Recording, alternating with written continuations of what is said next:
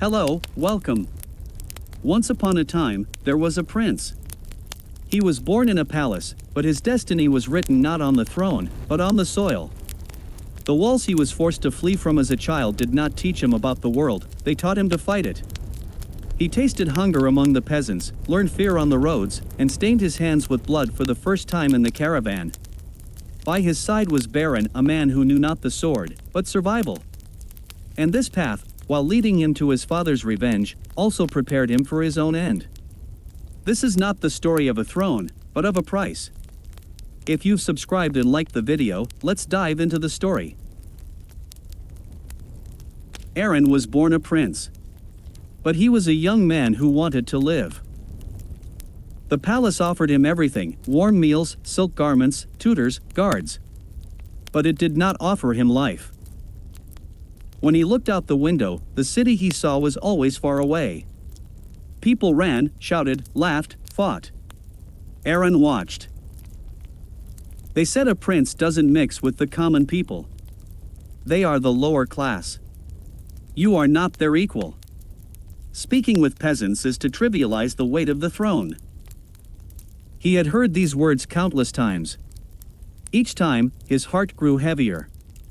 Because Aaron did not believe these words. The peasants were poor.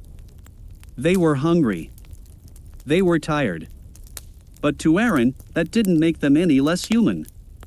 The palace tutors would frown when talking about the peasants, referring to them as they. Aaron would remain silent each time, but inside he would protest. They are human beings just like us, she had said one day. People are born equal. That day, a silence fell over the room. His father, King Valor, sat on his throne with his usual grim expression. His face was like stone. He neither shouted nor smiled. He didn't even look at Aaron. But that silence was heavier than shouting. Valor was a man who did not want to share his throne with anyone. He carried his power like a burden he had to hold on to. He clearly did not love his son. Love was not shown in the palace, love was weakness. And weakness meant being a target. But deep down, Valor loved his son. No one knew this. Not even Aaron. Valor's love was hidden in his gaze. Behind closed doors, when no one was around, he watched Aaron. But this love was never put into words. Because Valor believed that a king's love would not protect his son. The world isn't as fair as you think, he had said one day. The throne doesn't stand on good intentions. Aaron did not forget these words. But he did not accept them either. Aaron began to flee the palace. His first escape was out of curiosity. He simplified his clothes and hid his name. He learned the guards' blind spots. When he went down to the city, no one bowed to him. No one said, "My prince." This pleased him. He joined the line for bread in front of a bakery. An old man complained to him about the high cost of living. A child showed him the wooden toy he had made. Aaron listened. For the first time, no one was telling him what he should be. The villagers were poor but genuine. Each time he escaped, he stayed longer. He met more people. Each time he returned, the palace felt a little more cramped.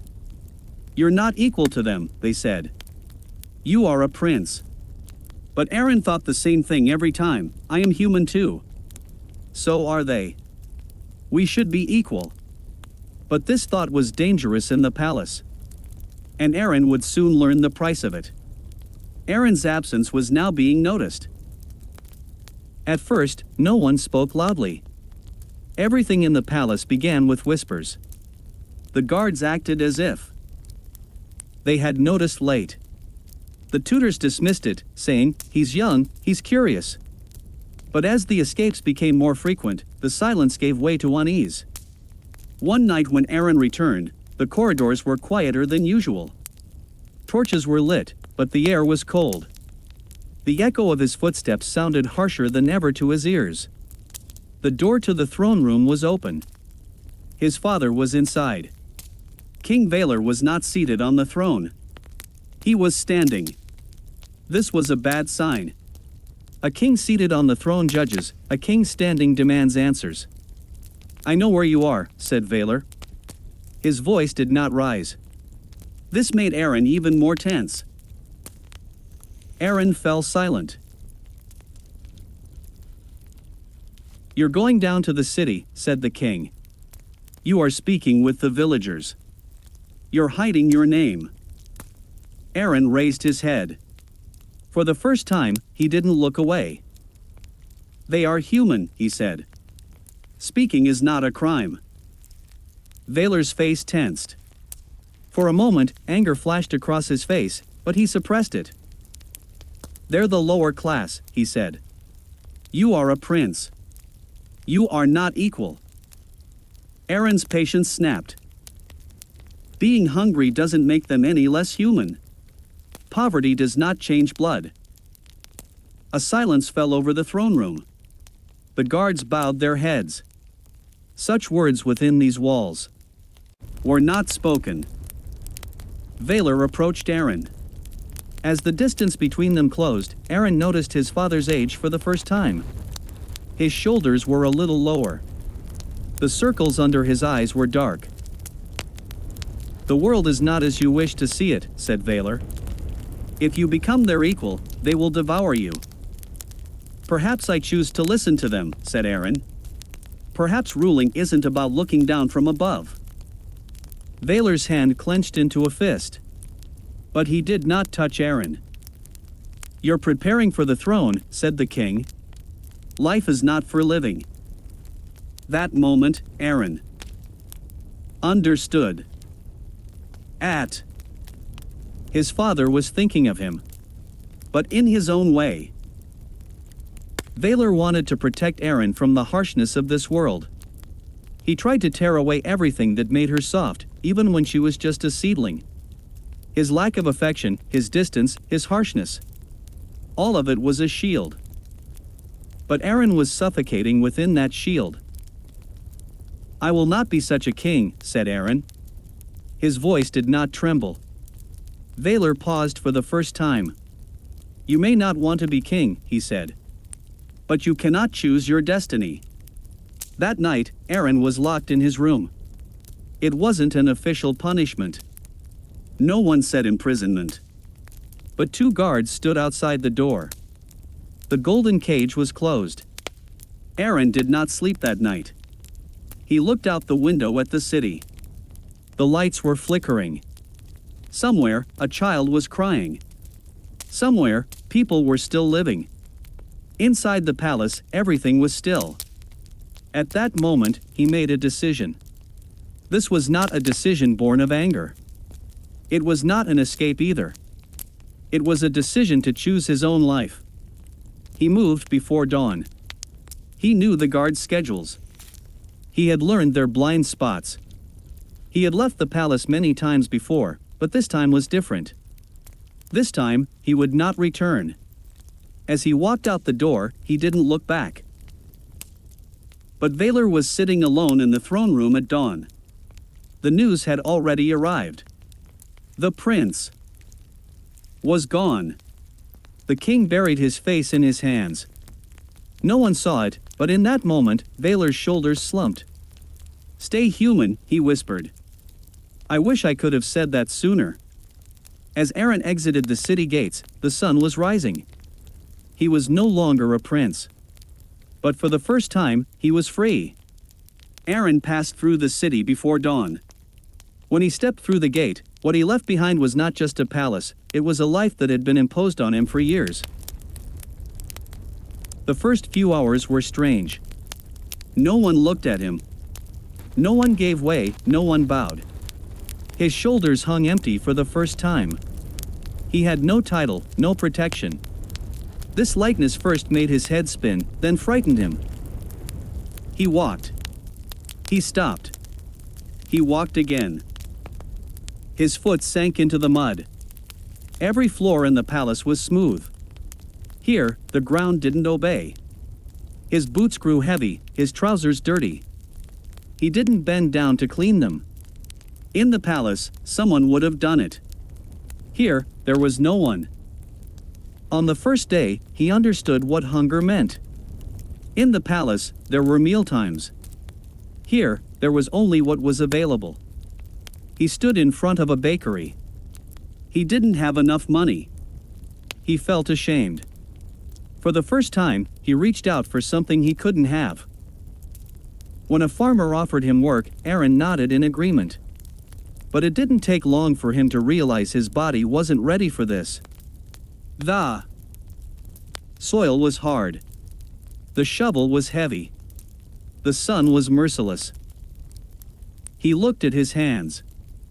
They were soft. He had held a sword, but not labor. By the end of the first day, his palms were sore. On the second day, his skin cracked. On the third day, it bled. By the fourth day, calluses had formed. Bending over hurt his back.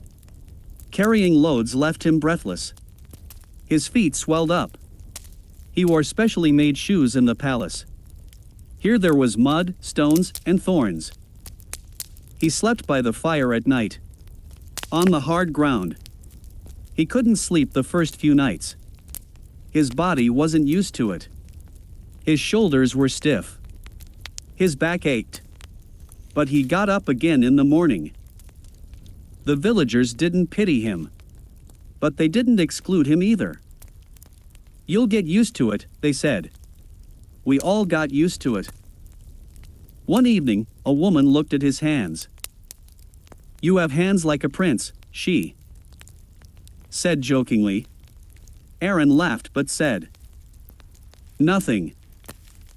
That night, by the light of the fire, he looked at his palms. The calluses had hardened. It felt a strange sense of pride. This pain belonged to him. But he... One day, it rained heavily. The mud came up to her knees. She fell while walking. Her clothes got dirty. Her knees bled. She got up, fell again. No one helped him up. He got up on his own. In that moment, he understood, here, value was measured not by who you were, but by whether you got back up after falling.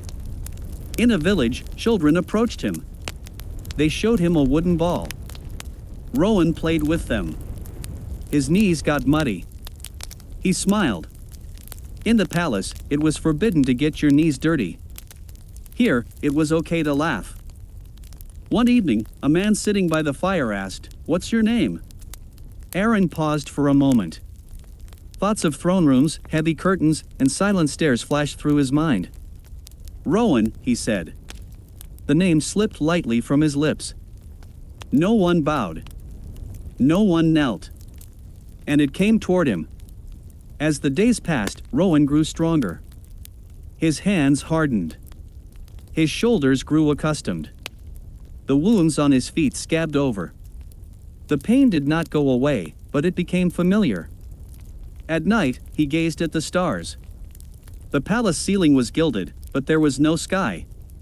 Here, there was darkness, but there was also infinity. Sometimes he would see stone walls in his sleep. Not a throne. Just a glance. When he woke up, he would think to himself, "I won't go back." But somewhere inside him, there was a door that had never been opened. It wasn't locked yet. After Aaron left, the palace did not fall silent. It was already silent. But this time, the silence was heavy. Even the stone walls didn't echo. King Valor began waking up earlier in the mornings. He entered the throne room earlier than before and left later than before. But this was not a matter of discipline. He couldn't sleep. The nights were no longer short, they were long. The kingdom was going through a difficult period. The lands had become barren. Drought had struck the northern villages, and trade routes in the south had been cut off. Taxes had increased, but the coffers were not filling up. Because the people had nothing left to give. Valor knew this. But a king cannot speak everything he knows. The council met every day. Maps were unfolded, numbers were discussed, Voices grew quiet. The grain stores would last 6 months. The silver reserves were dwindling. Soldiers' wages were late. These words were sharper than a sword for a king. Valar's face grew harsher day by day. His grim expression was not a habit, it was a necessity. A king who appeared weak could not survive. Especially when neighboring kingdoms had already set their sights on these lands. The Western Kingdom had begun sending envoys. Their words were soft, but their intentions were hard. A trade agreement, they said. Protection, they said. Valar knew what lay behind those words. Protection meant submission. The kingdom in the east, however, was more straightforward. They had gathered their troops at the border and were waiting. They hadn't declared war yet. But their patience was not limitless. And the worst part.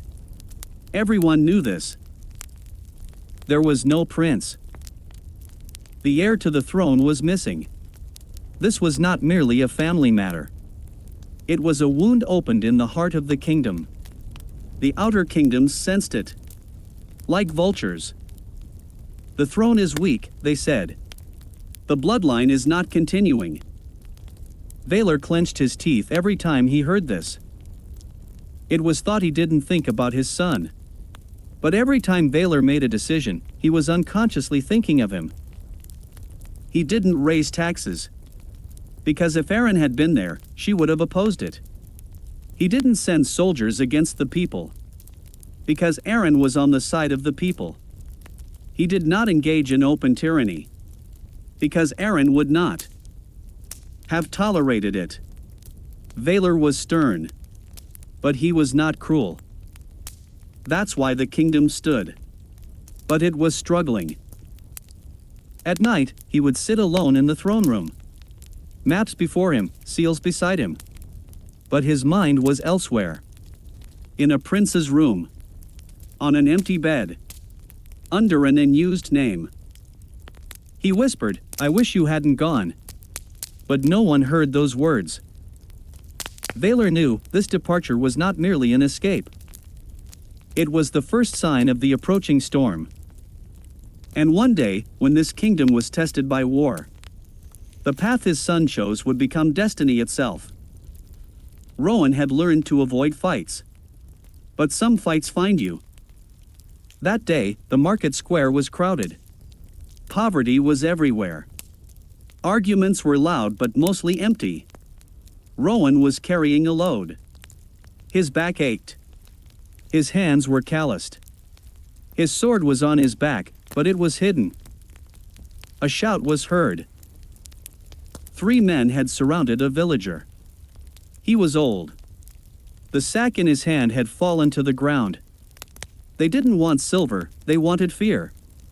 "You owe us," they said. "You all owe me." Rowan kept walking.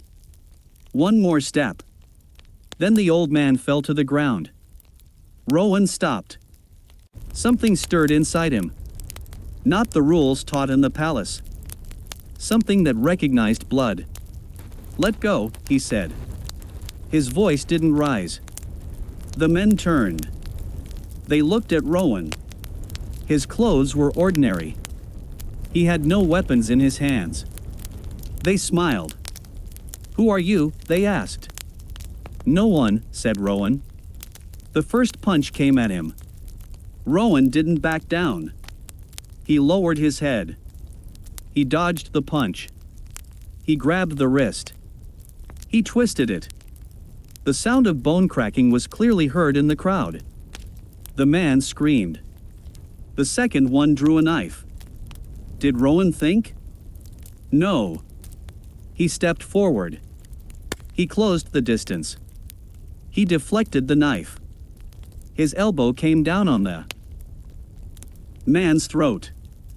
The air was cut off. The man collapsed to the ground. The third man tried to run away. Rowan didn't chase after him. He picked up a rock. He threw it. The man fell. It all happened in a matter of breaths. The crowd was silent. Rowan looked at his hands.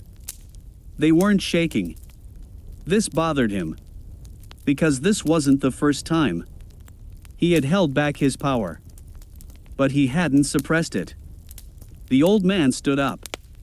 He wanted to look at Rowan, but he looked away. His lips moved, but he said nothing. Rowan bowed his head slightly. Then he turned away. The crowd parted. No one blocked his path. No one spoke behind him. People instinctively kept their distance. Rowan walked away. Rowan moved away from the market. The crowd remained behind him, but silence did not immediately follow. The city was at its most dangerous in the late afternoon. As people retreated to their homes, other kinds of people emerged. He turned into a narrow alley. The walls were close. The ground was wet. The air was heavy. He controlled his breathing. His heart was calm. This bothered him. What had just happened was still fresh in his mind, but his body seemed to have already forgotten it. That was when he saw him. There was a man further down the alley. He was leaning against the wall. Two men were lying on the ground in front of him. They were alive, but barely. It was clear they couldn't get up. There wasn't much blood. There were no unnecessary blows. This wasn't done in anger. It had been done out of habit. Rowan stopped. The man raised his head. Eyes met. There. There was no challenge, nor friendship. Only recognition. Rowan saw the man's stance. How he distributed his weight. His hands empty but ready. This was not someone fighting for the first time. This man knows war, Rowan thought. The man looked at Rowan too. At his simple clothes, his calloused hands, but the way those hands were at rest. It was the stance of someone not ready to flee. This kid isn't ordinary, he thought to himself. Of them spoke. Speaking on this street was pointless. It lasted a moment. Maybe two. Neither. Then Rowan looked away. He turned slowly. The man also moved away from the wall and walked in another direction. They didn't stay on the same street. They didn't go in the same direction. But the same feeling remained within both of them. This was no coincidence. When Rowan reached the end of the street, he didn't look over his shoulder. But the man's stance remained in his mind. Silent, heavy, and dangerous. As the man tightened the strap of his sword, he thought about something for the first time in a long while. This boy will cross my path one day. They hadn't met yet. They weren't on the same side yet. But blood whispered the same language to both of them. The caravan set off around noon. The road was long, the air heavy. The wagons were loaded with cloth, grain, a few chests of silver. And people. Merchants, guards, travelers. There were women among them. Weariness was written on their faces. These roads were not safe, but they had no other choice. These roads did not casually lead anyone to the caravan. Rowan had joined the caravan because traveling alone had become too dangerous. After leaving the city, the roads had become overrun with deserters, starving men, and mercenary thugs. It was possible to travel alone, but it wasn't wise. A caravan meant numbers. Numbers sometimes provided protection. It was also a way he could work. He carried loads, stood guard, and in return received hot meals and safe passage. No one asked about his past. The caravans didn't like this. Baron, however, was there for another reason. He didn't travel with the caravan. The caravan could travel with him.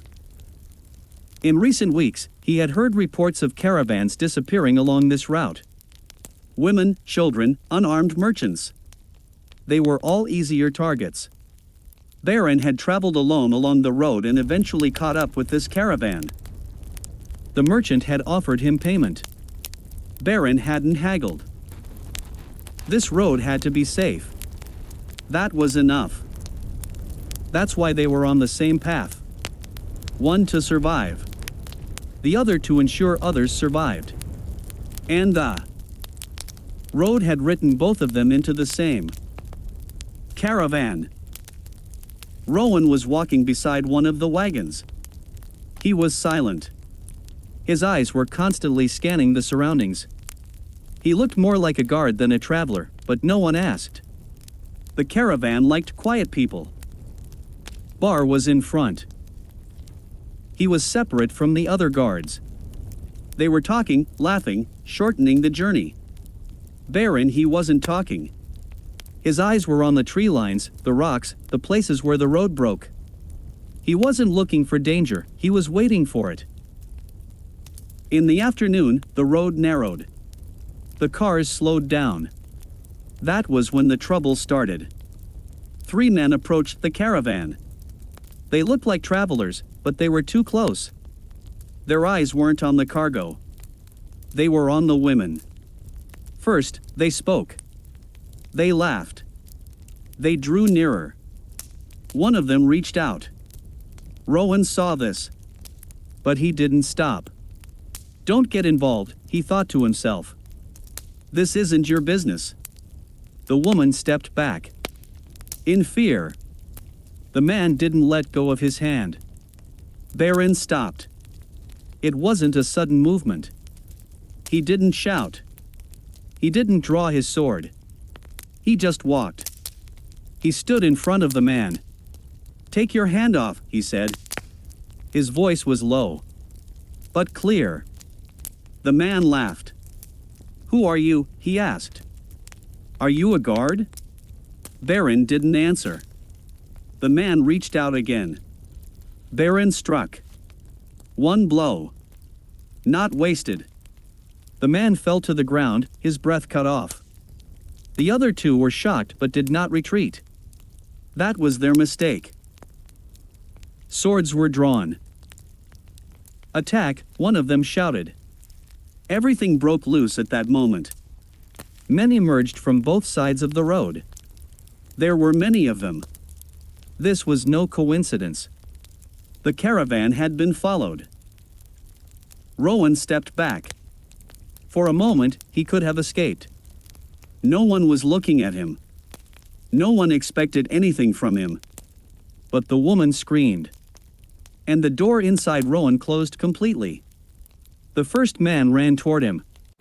Rowan didn't run. He sidestepped. He struck the man's knee. The man fell. The second came. Rowan locked his arm, threw him to the ground. Bar saw this. There were no words. But Rowan wasn't stopping now. They came back to back. Baron cut down those coming from the front. Rowan stopped those coming from behind. One was fast, the other slow. But their rhythms were in sync. They were like 2 men who had been fighting the same battle for a long time. Dust rose. Blood flowed. The screams fell silent. Those who remained fled. When silence returned, the caravan was still standing. The women retreated to the back of the wagons. They were trembling, but they were alive. Bar wiped his sword. He looked at Rowan. This time, the gaze lingered. "What's your name?" he asked. Rowan took a short breath. "Rowan."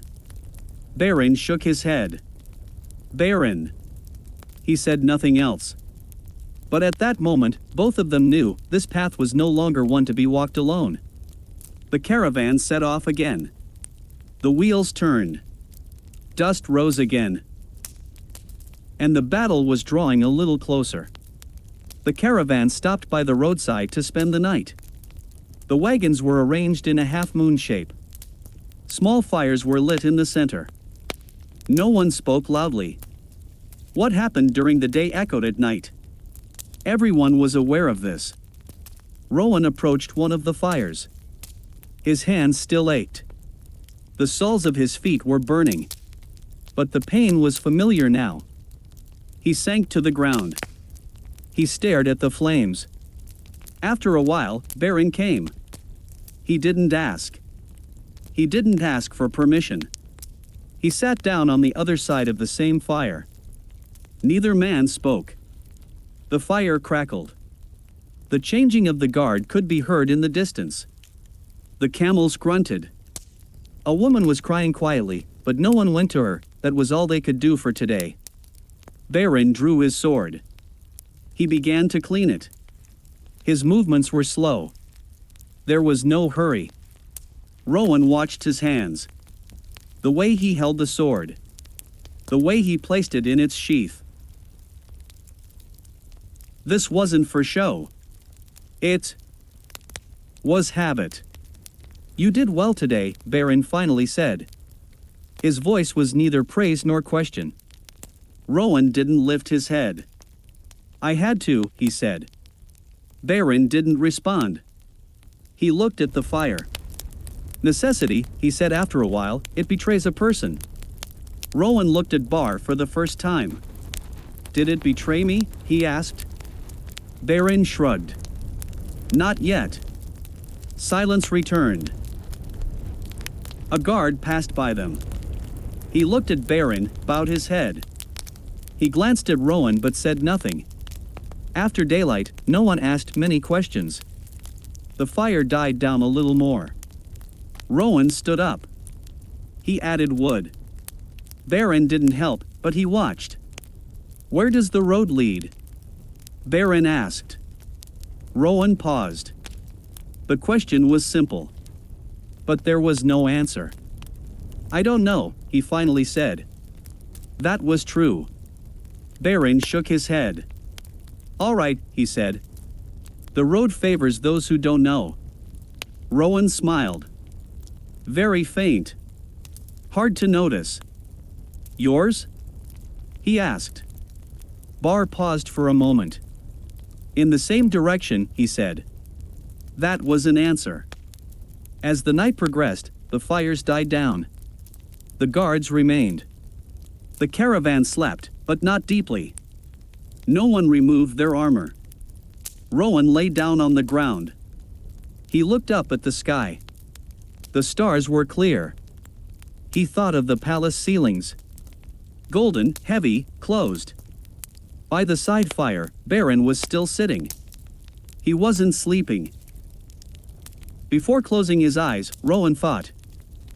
This man watched my back. I watched his. This wasn't friendship. But it was a beginning. The caravan set out again before dawn. Everyone was sleepless. The fires had been extinguished, the traces erased. Knowing yesterday's attack, but everyone was thinking the same thing, this road knew them now. Spoke aloud about. Rowan walked at the rear. His eyes were not on the ground, but on the edges. He looked at the broken branches between the stones, at the crushed grass. These were not the work of the wind. After a while, he stopped. He bent down. He touched the ground. There was still moisture on his fingertips. Fresh. When he stood up, he saw Baron watching him. Baron didn't ask anything. He just nodded. Rowan slowly approached the caravan. As he walked between the wagons, he spoke in a whisper. Someone is following us, he said. Bar didn't take his eyes off the road. How many? He asked. I don't know, Rowan said. But it's not just one. Baron tilted his head slightly to the side. This showed he was thinking. The road began to narrow. The right side was rocky, the left side thick with bushes. The caravan had to slow down here. The wheels hit the stones, making a grinding noise. Noise was the ambusher's favorite thing. Baron raised his hand. The caravan didn't stop, but its pace slowed. The guards took their positions. Weapons became visible. The women and children were pulled into the center of the wagons. But the attack did not come. This was worse. Around noon, Rowan stopped once more. This time, the tracks were clearer. On the slope of a hill, there were recently trampled grasses. This indicated someone had lingered there for a while. Rowan raised his head. And he saw, in the distance, a movement among the rocks. Very brief, but deliberate. Someone trying to hide. Rowan didn't blink. The movement repeated. 1, 2. THRE, at least 6, he said, approaching Baron. They're sizing us up. Baron clenched his lips. They won't strike today, he said. But they will strike before this road ends. Rowan did the math in his head. The caravan's speed, the men's position, the terrain. Everything was bad. If we spend the night here, Rowan said, we'll wake up short in the morning. Barr looked at him. This was the first time. You've seen war, he said. Rowan didn't respond. Baron didn't press him. As the sun set, the caravan approached a pass. The road was squeezed between two hills. There was no escape. There was plenty of cover. Baron stepped in front of the caravan. We're not setting up camp here, he said. We're passing through no matter what. The merchant looked as if he was going to protest. He looked at Baron's face. He gave up. Rowan walked over to one of the cars. He opened and closed his hands. The calluses were hard. The pain was now a sign, not an obstacle. There was movement among the rocks again. This time they didn't hide. They just watched. And for the first time, Rowan thought. This attack wasn't random. They want us. And some battles were inevitable. When the passage narrowed, Baron stopped. This was not hesitation. It was recognition. He scanned the men between the rocks. The way they held their weapons. They're waiting, without shouting, without rushing. This wasn't the work of highwaymen. These were men who knew how to ambush. Baron's jaw tightened. Pirates, he said in a low voice. Rowan turned his head slightly. From the sea? He asked. From the sea, then adapted to land, said Baron. Years ago, they attacked merchant ships, then caravans. The women, the children.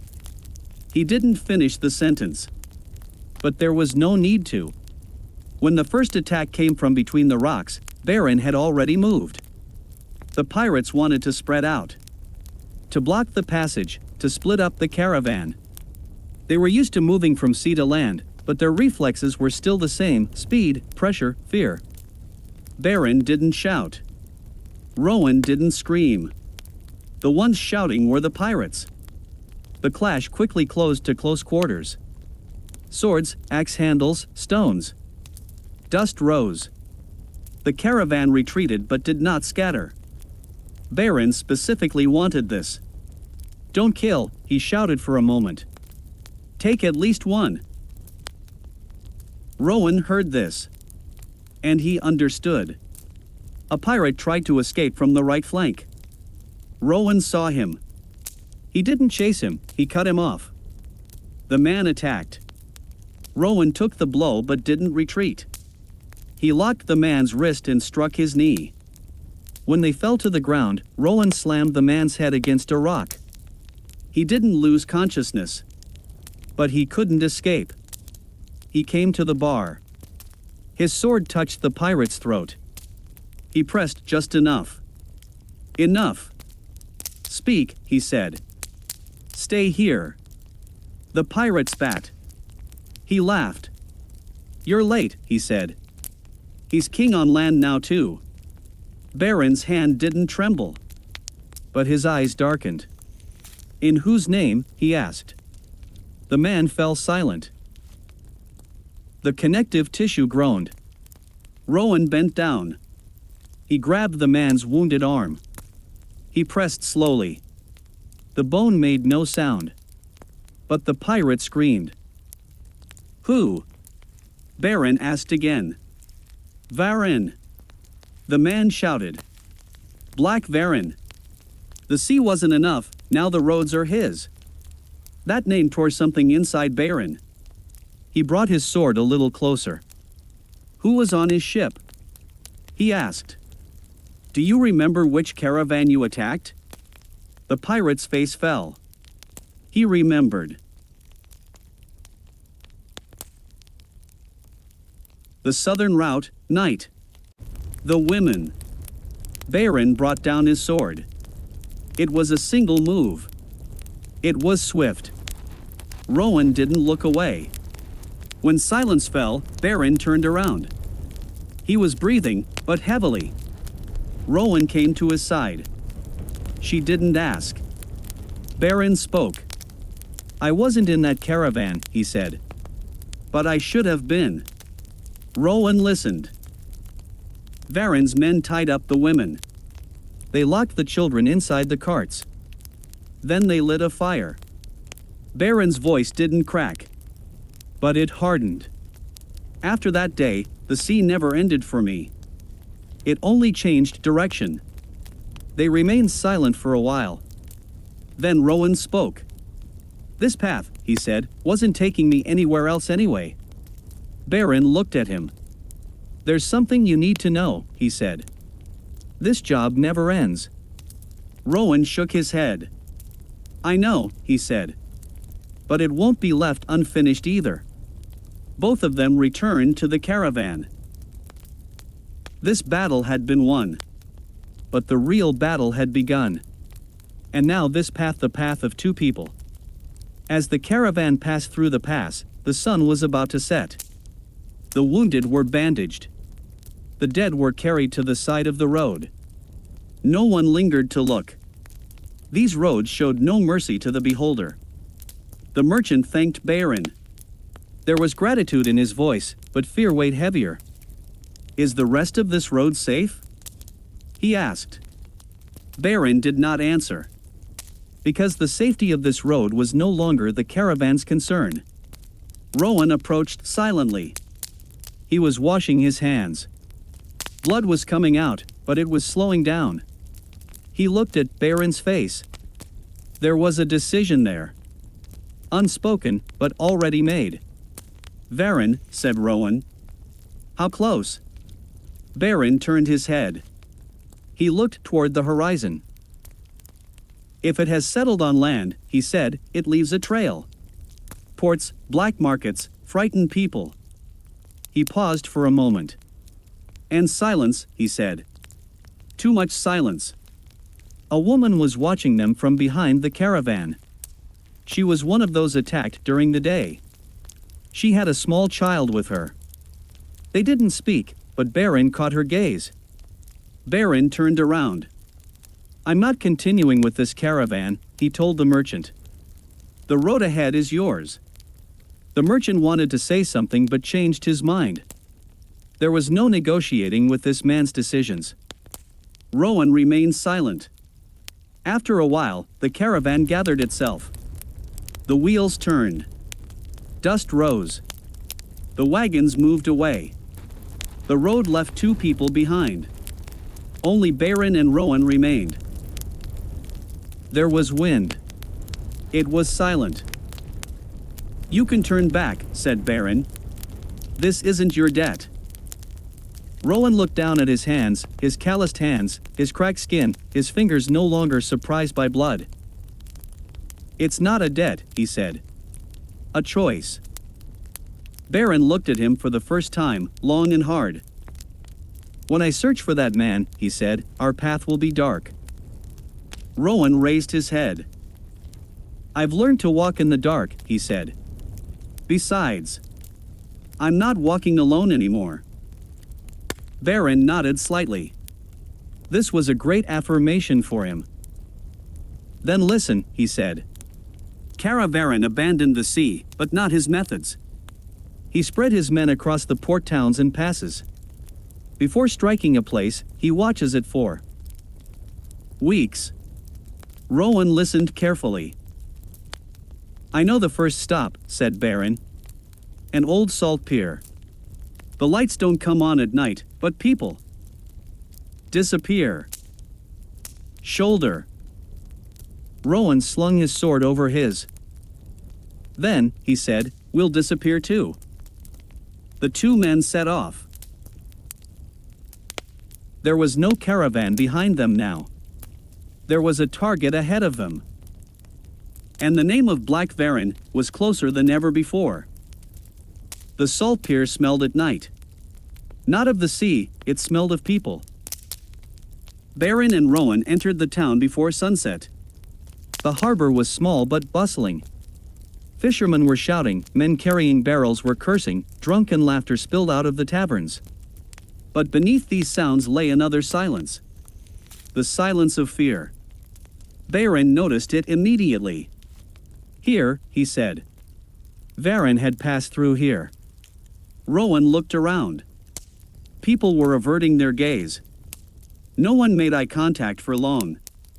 The doors had closed early. The street lamps weren't lit. This wasn't a matter of economy, a habit. As they approached the pier, a fisherman was gathering his nets. Salt had worked into his hands. His eyes were red. Baron stopped. Who's gone missing around here in the last few weeks? He asked. The fisherman didn't speak at first. Then he looked at Rowan. He was young, but his posture was firm. He didn't look like someone who would run away women, the fisherman said finally. Those in debt. Those who made.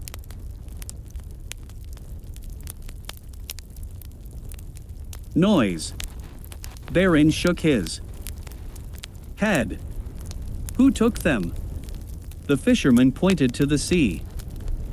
There's no ship, he said. But there are men. No black flag, but black deeds. That answer was enough. When night fell, the harbor grew quiet. Fog rose slowly from the water. Baron and Rowan headed toward the old salt warehouses. The doors were rotten but locked. Whispers came from inside. Rowan crouched down. He looked under the door. At least 4 people, he said. Armed men. Baron shook his head. I want them alive, he said. Again. Rowan didn't answer. But this time he knew how to do it. When the door opened, the inside was like hell.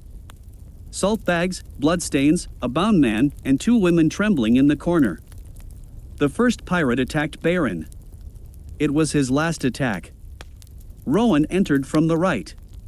Quietly. Quickly. He slammed one into the wall, took the other's leg. Third man tried to escape. Rowan caught him. This man screamed. He made a mistake. Baron pressed his hand against the man's throat. Where is Varan? He asked. The man laughed. Then he looked at Rowan's face. His smile faded. You. He said. You. Rowan's hand was on the man's collar. Speak, he said. His voice was cold. He had been trained. The man swallowed. This stance. This look. You're not a harbor kid. Baron looked at Rowan. He looked at him for the first time. Where is Varan? Baron asked again. The man was trembling with fear now. In the north, he said. At the point where the stone lighthouse stands. Tomorrow night. Baron stepped back. The man thought he was relieved. He was wrong. Rowan finished the job in one swift move. There was no unnecessary pain. But there was no hesitation either. The 2 women were crying. Baron untied them. He gave one of them his cloak. Leave here, he said. Before the lights went out. Fled. The women. Silence fell in the warehouse.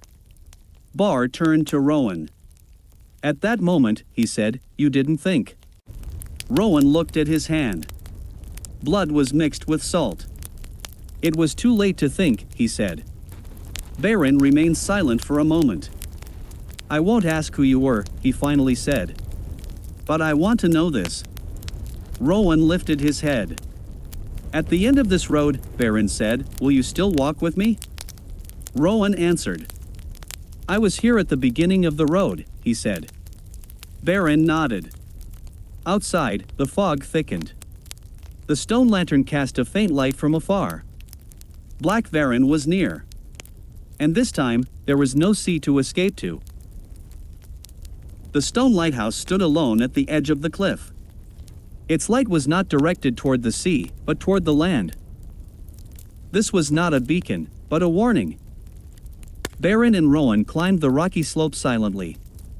The wind carried salt, the fog fragmented their vision.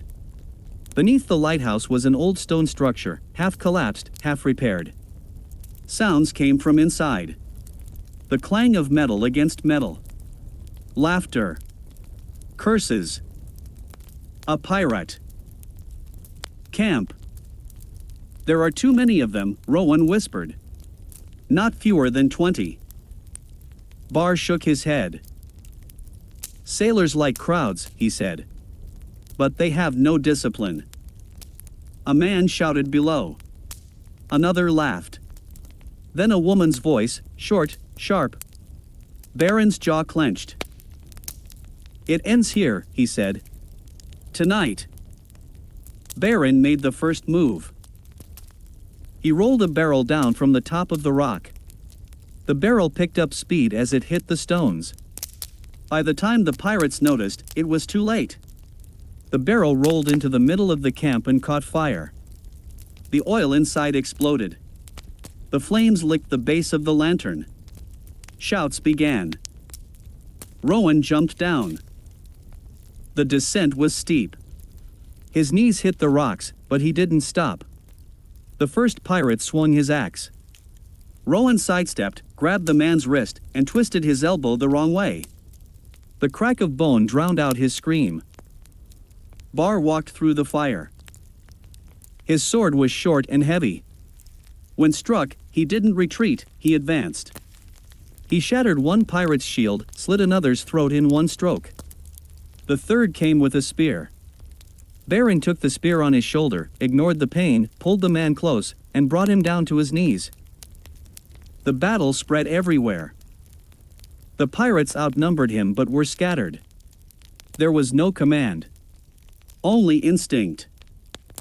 Rowan was in motion. He didn't stand still. He took one down, moved on to another.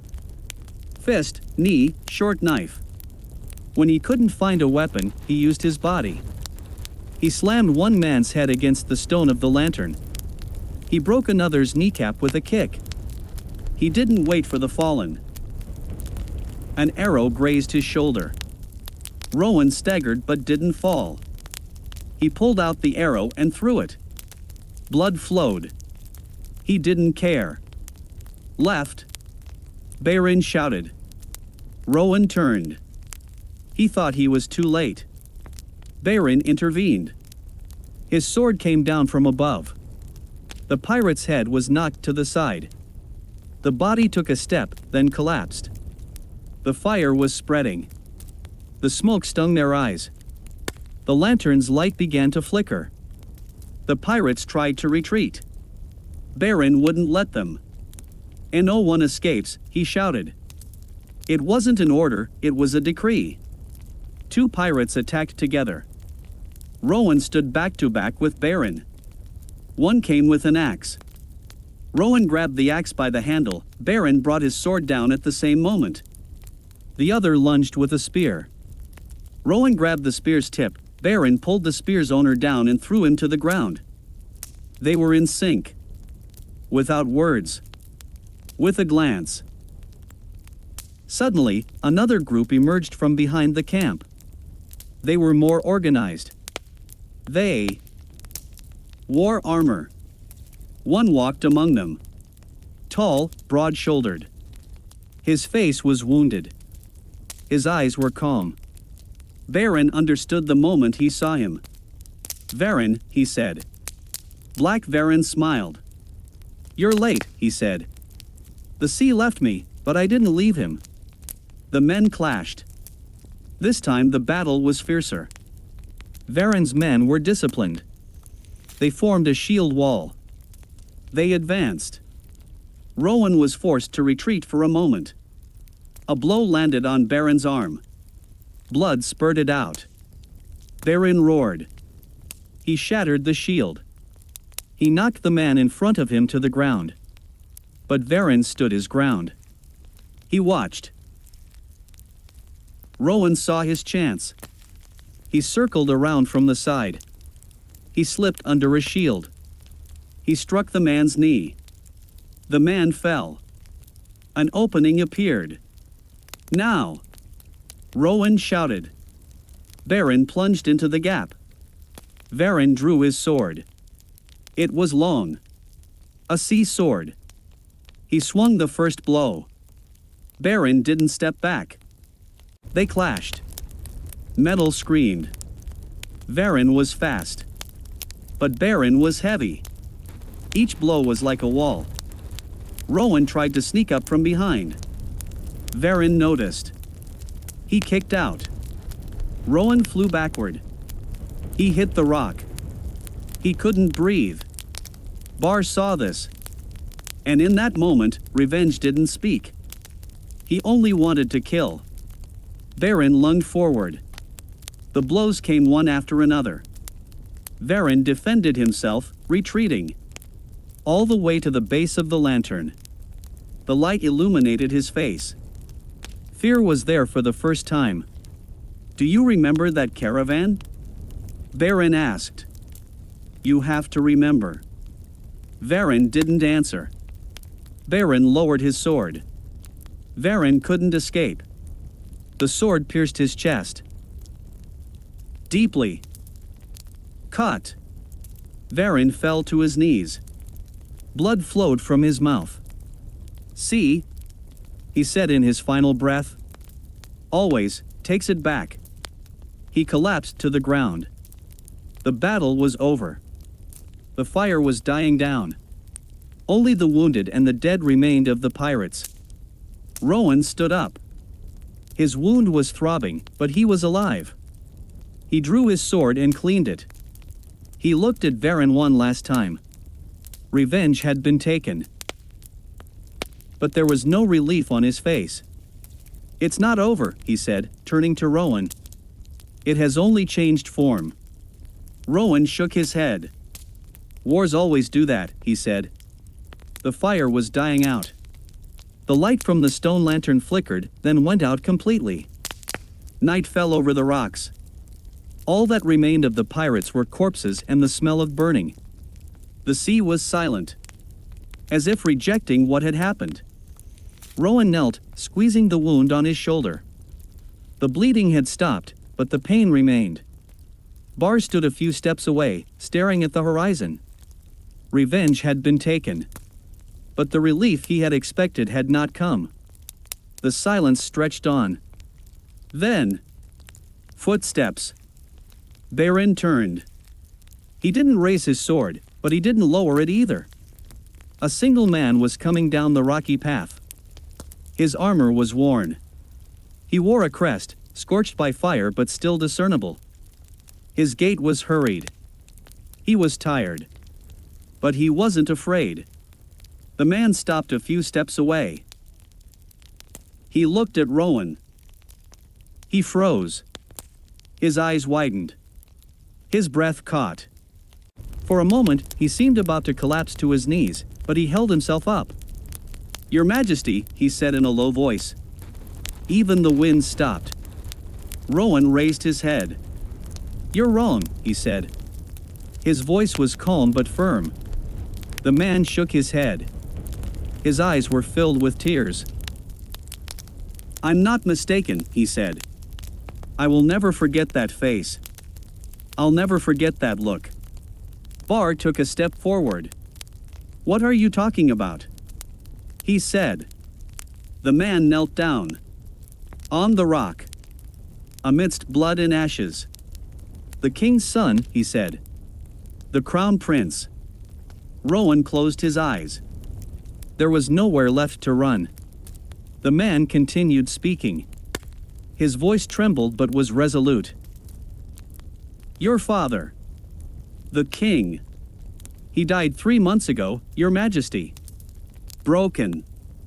This time, the silence was. Rowan's hand went limp. he leaned against the stone. His breathing grew heavy.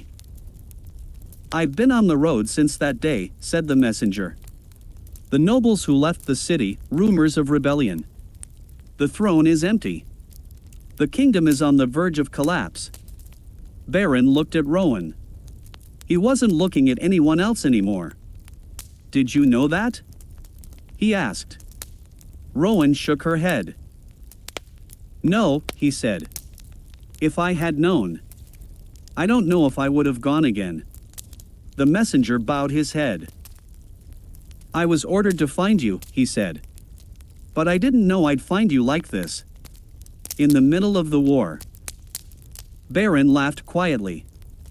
"Short. Painless. The throne," he said, "loves the smell of blood." Rowan stood up. He was wounded.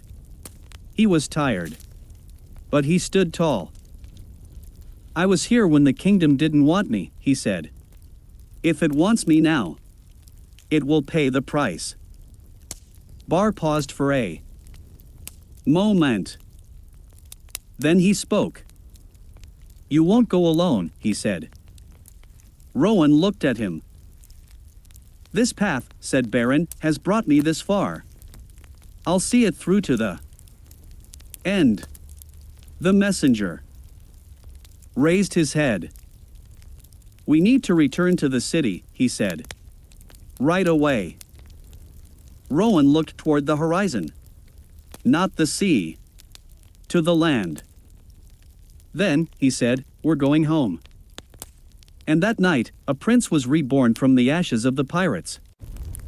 But this time, he was not alone. When the king died, the palace was asleep. This was no coincidence.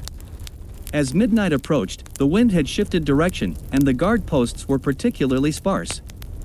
The guards at the door were men who had served the palace for years. That night, they looked away. The door opened silently. Those who entered were not assassins. They were envoys.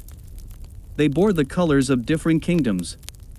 The steel of the north, the gold of the west, the poison of the south. They were in the same room because this kingdom was powerful enough to contend with all of them. And powerful kingdoms were left alone. When the king sat up in bed, he understood what had happened. He did not flee. He did not scream. He did not even look at the sword hanging on the wall. He knew he could not reach it. He only said this, "You're too late." One of the envoys stepped forward. He removed his glove. The ring on his finger glowed. "No," he said in a calm voice. "We arrived just in time." Poison. The wine he drank at dinner had been poisoned. By the time the king realized it, it was too late. His throat burned. His breathing became labored. He sank to his knees but did not fall to the floor. He braced his hands against the edge of the bed. "This kingdom," he said with difficulty, "will not bow to you." The envoys remained silent. As the king breathed his last, there was no regret on his face. Only an unfinished burden was announced at dawn. The official cause, illness. His death. But the borders stirred. Armies shifted. Neighboring kingdoms sent not condolences, but demands. Because everyone knew this. There was no heir. The throne was empty. And this vacancy meant war. When the city gates opened, no one cheered. Soldiers stood atop the walls. Their shields were old, their gazes anxious. The people peered through the gateways.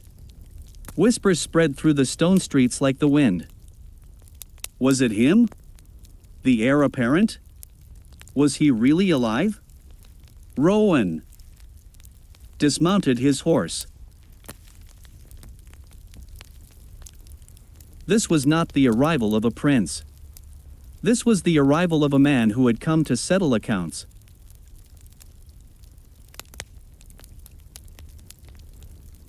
He walked beside the gate. His weapon was drawn. No one stopped him. Because everyone sensed, this man was not someone to be stopped. Before reaching the palace gate, The messenger stepped in front of Rowan. "Your Majesty," he said, "I must tell you here about my father's death." Rowan stopped. "Tell me," he said. "Don't hold back." The messenger took a deep breath. "Your king," he said, "was murdered months ago. But he was not alone." He continued speaking as he walked through the palace. The corridors were silent. The walls were listening. That night, the envoys of 3 kingdoms were in the palace, he said. The northern kingdom with promises of steel and soldiers. The western duchy with gold. The southern dynasty came with poison. Rowan's face did not change. "What about from within?" he asked. The messenger bowed his head. "The chief chamberlain," he said. "The commander of the palace guards. And the royal scribe." Baron's hand went to his sword. "Are they all alive?" he asked. "No," said the messenger. "Some had been killed."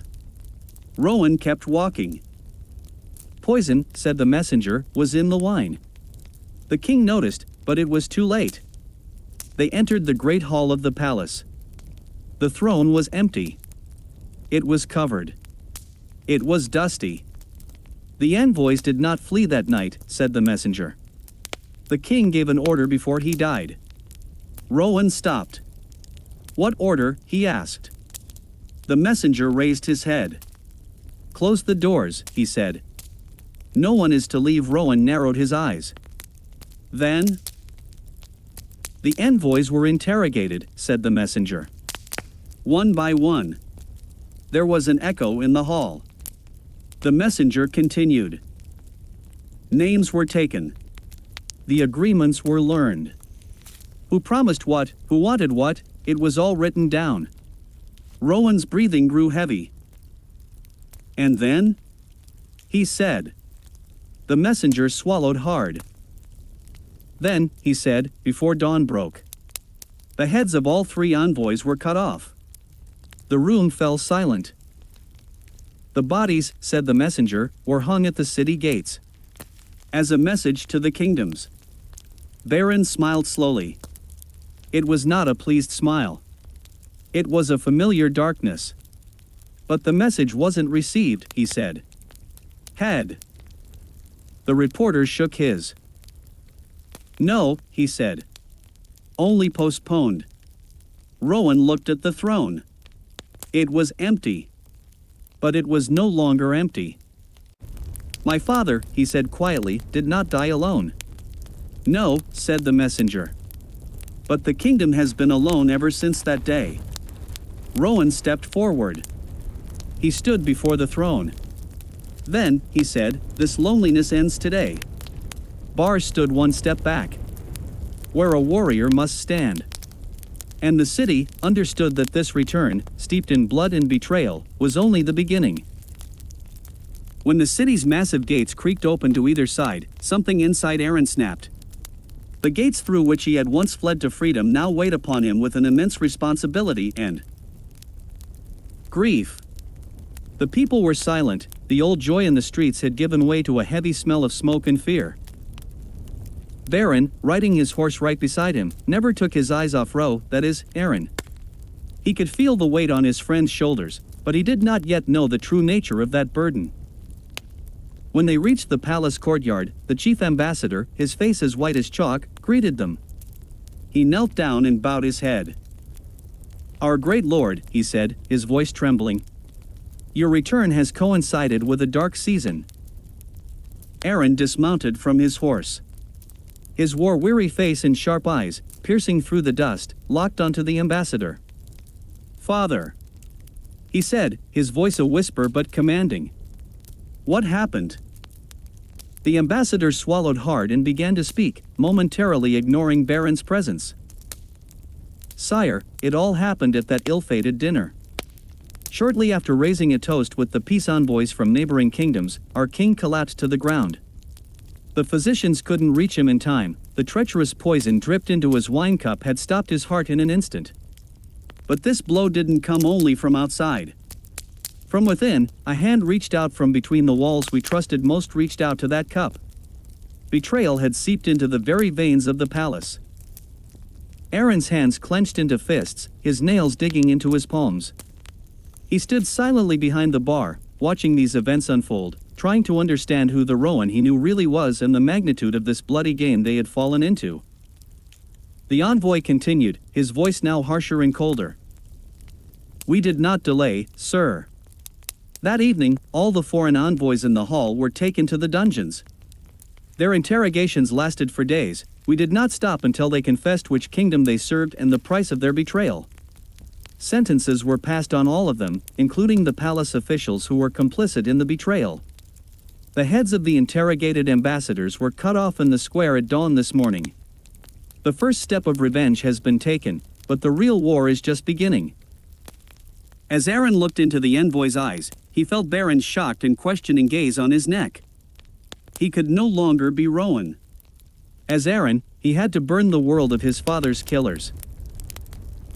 The dusty cloak on Aaron's shoulders was replaced by a heavy velvet fur coat adorned with the shining coat of arms of the dynasty. However, this garment felt more like armor than the majesty of a ruler. As he walked through the palace corridors, he sensed his father's shadow at every turn and heard the echoes of the treacherous cup the envoy had spoken of. The interior of the cathedral was as cold as ice. The people and nobles had gathered in silence. As Aaron walked toward the altar, Baron watched him from the front row, leaning against one of the columns, as if observing a stranger. Aaron's eyes met Baron's for a moment. That gaze held not the warmth of friendship, but the death of Rowan and the birth of a king. The high priest placed the golden crown, which seemed stained with his father's blood, on Aaron's head. Aaron did not kneel. He stood tall. The moment the weight of the crown settled on his head, the envoy approached and handed him his father's sealed sword. Aaron raised the sword into the air. His voice echoed off the cathedral's stone walls. "I wear this crown not as a ruler, but as an avenger. The blood of the envoys who poisoned my father's wine dried in the square, but the hands that sent that poison still sit warm on their thrones. Today we will not mourn, today we will sharpen our swords and swear to sever those hands." Immediately after the ceremony, Aaron went to the war room, taking Baron with him. A huge leather map was spread out on the table. Aaron threw the intelligence reports the envoy had given him onto the map. "The poison came from sealed boxes belonging to 3 different kingdoms," said Aaron, pointing to beyond the map. "It wasn't fear that drove me from the palace, but the stench of this false peace. Now we will burn that peace to the ground." One of the generals stepped forward. "Sir, declaring war on 3 kingdoms at once is suicide.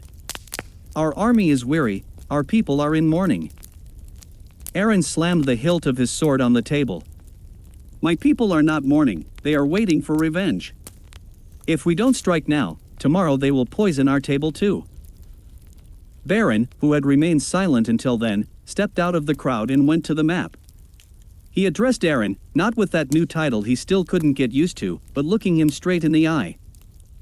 "This isn't like that forest fight we fought back to back, Rowan, excuse me, my king. There, it was just the 2 of us. Here, thousands of lives are at stake. But if you're going to find those who sent that poison, I'll come with you to the gates of hell. But on one condition, this time, you won't give orders as king, but as the honest man fighting by my side." Aaron placed Baron's hand on the very center of the map, where the enemy kingdoms intersected. "For my people, king, you are still Baron, the man I fought shoulder to shoulder with. But when the sun rises tomorrow, the borders on this map will be nothing more than lines on paper. Tomorrow, the whole world will know Aaron's wrath." Aaron turned to the messenger and gave his final order, "Spread the word to all the troops. Our banners will not be lowered, instead, they will fly high on the highest peaks. Build a platform in that square where the messengers' heads were cut off. Send a single message to the neighboring kingdoms, the king is dead, vengeance is born. Prepare yourselves, we march to the border at dawn." Aaron's oath at his coronation spread like a shadow beyond the palace walls to neighboring kingdoms. However, the responses that came back were so insolent that they froze the blood in Aaron's veins, contrary to the expected remorse. Baron was by Aaron's side when the jointly sealed letter from the three kingdoms reached his desk. Aaron opened the letter, and as he read, the expression in his eyes turned into a deep well. The letter read, "Young prince, that heavy crown you wear has clearly clouded your mind.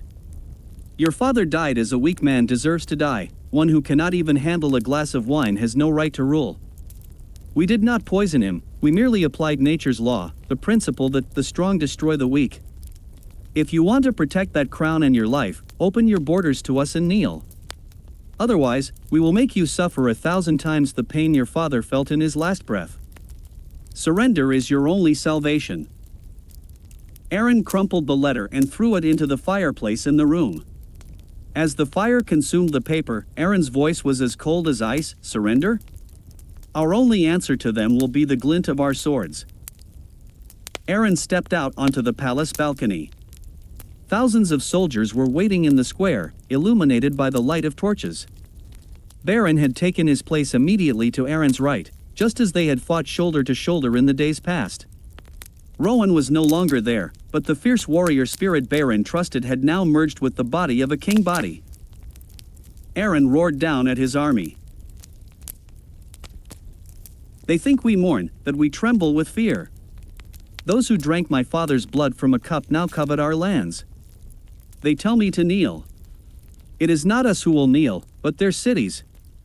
My father's murderers will pay for every drop of poison with a river of blood." The cries of revenge, rising from the army, shook the earth and sky. Baron stepped forward and raised his sword in the air, saluting Aaron for the first time with respect but also as a comrade. With this signal, thousands of soldiers began striking their swords against their shields. The sound was loud enough to be heard even beyond the borders of enemy kingdoms. Before the sun had risen, Aaron and Baron rode their horses at the very front of the army. Aaron wore black and silver embroidered battle armor. His father's sealed sword hung at his back. As they exited the city gates, the messenger approached him. "My lord, where are we heading? What is our first target?" Aaron pointed to the misty mountains of the First Kingdom on the horizon. "To the home of those who brew the poison. First, we will bring down their towers. Baron, are you ready?" Baron brought his horse alongside Aaron's. He smiled slightly, but this time the smile was less friendly and more like a wolf eyeing its prey.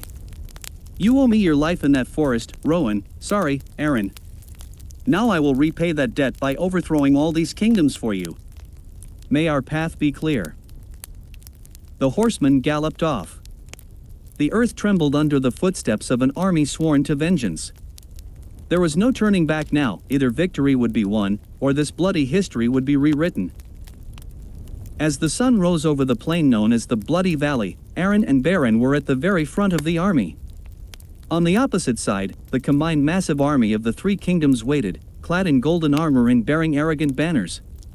But in Aaron's eyes there was neither fear nor mercy, only pure, destructive rage. Aaron drew his sword, and the screech of metal echoed across the valley. With the command "charge," the earth shook.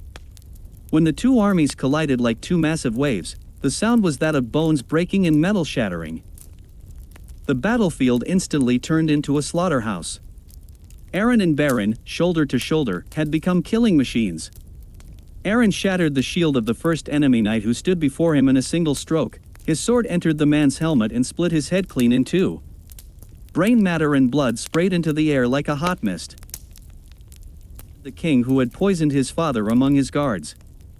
"I'm coming for you," he roared. He tore apart everyone who stood in his way, one by one. When he struck a man in the face with the hilt of his sword, the man's lower jaw broke off and fell onto his chest.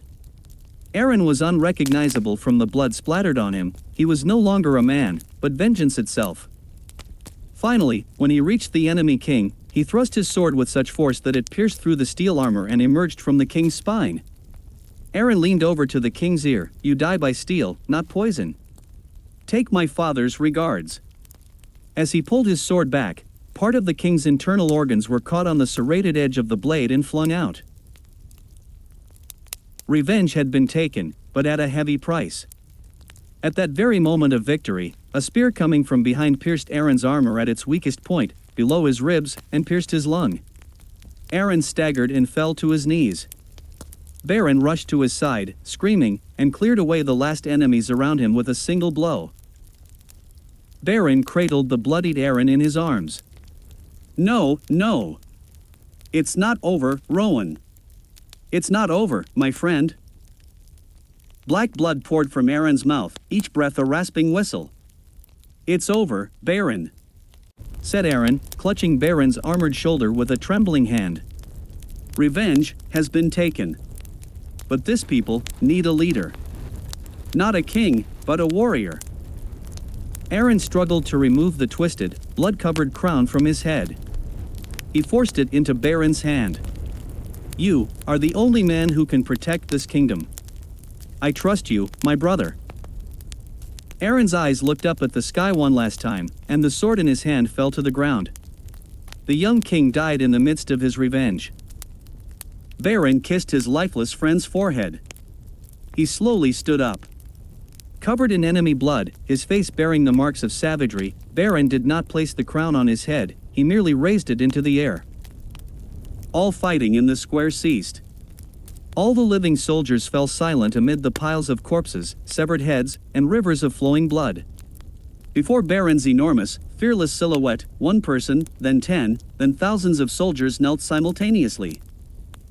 In the bloody valley, the sound of swords was replaced by only the heavy, dark reverence for the new ruler.